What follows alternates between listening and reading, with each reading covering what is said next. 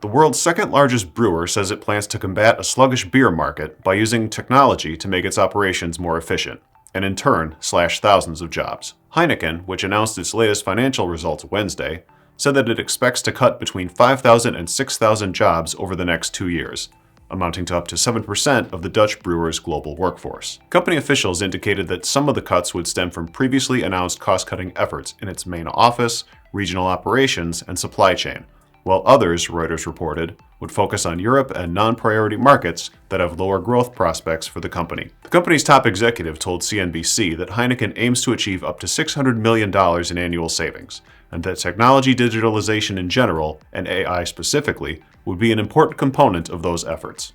Heineken and other leading brewers have faced growing challenges to demand on a number of fronts in recent years, from the rise of other beverage categories to increasing health concerns about alcohol to, of late, tightened consumer spending. Heineken indicated that beer volumes were down 2.4% last year, although its adjusted operating profit rose by a better-than-expected 4.4%. The company expects profit growth of between 2% and 6% this year. The announcement also comes as Heineken seeks a new chief executive. Dolf van den Brink announced unexpectedly last month that he would step down after nearly 6 years at the helm. I'm Andy Zoll. This is Manufacturing Now.